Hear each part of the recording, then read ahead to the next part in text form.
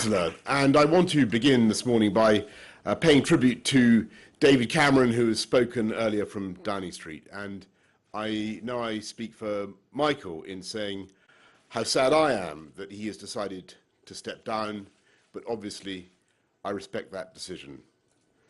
I've known David Cameron for a very long time, and I believe he's been one of the most extraordinary politicians of our age. A brave and principled man who's given superb leadership of his party and his country for many years, reforming our public services, delivering one nation conservative government, making this country the most dynamic economy in Europe, and with his own brand of compassionate conservatism that rightly earned his party the first majority government for decades. It was his bravery that gave this country the first referendum on the European Union for 43 years, the first time that many of us have had the chance to vote explicitly on this question. Today, I think all of us politicians should thank the British people, because in a way they have been doing our job for us. They hire us to deal with the hard questions, and this year we gave them one of the biggest and toughest questions of all. Some people are now saying that was wrong and that the people should never have been asked in this way. I disagree. I believe it was entirely right and inevitable, and indeed that there is no way of dealing with a decision on this scale except by putting it to the people. Because in the end, this question is about the people. It's about the right of the people of this country to settle their own destiny. It's about the very principles of our democracy, the rights of all of us to elect and remove the people who make the key decisions in their lives. And I think that the electorate have searched in their hearts and answered as honestly as they can, and as Gisela says, in a poll on a scale the like of which we have never seen before in this country, they have decided that it is time to vote to take back control. From a European Union that has become too remote, too opaque, and not accountable enough to the people it is meant to serve. In voting to leave the EU, it is vital to stress that there is now no need for haste, and indeed, as the Prime Minister has just said, nothing will change over the short term, except that work will have to begin on how to give effect to the will of the people and to extricate this country from the supranational system. And as the Prime Minister has rightly said, there is no need to invoke Article 50.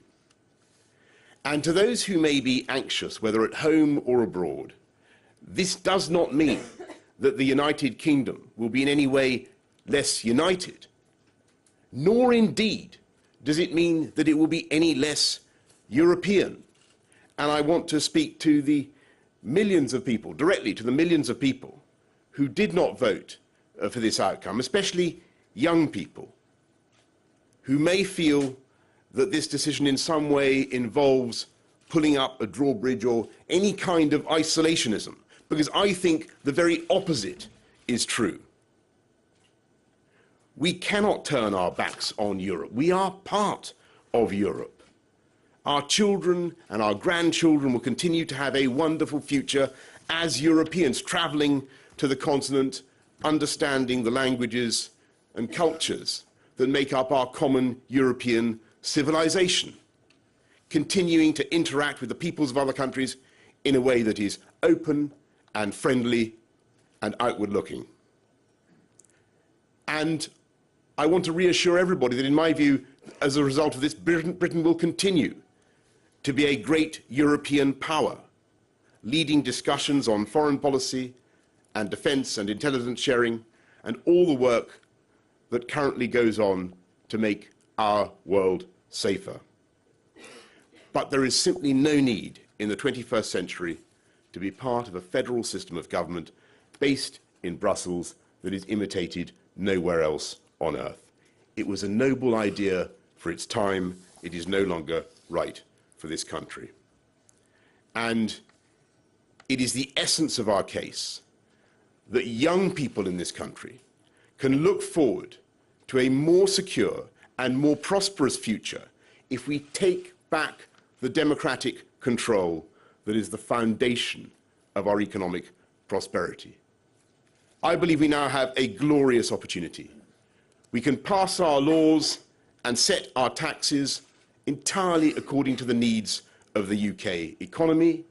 We can control our own borders in a way that is not discriminatory, but fair and balanced, and take the wind out of the sails of the extremists and those who would play politics with immigration. Above all, we can find our voice in the world again, a voice that is commensurate with the fifth biggest economy on earth. Powerful, liberal, humane, an extraordinary force for good in the world. And the most precious thing this country has given our continent is the idea of parliamentary democracy. This Thursday, yesterday, I believe the British people have spoken up for democracy in Britain and across Europe. And I think we can be very proud of the result.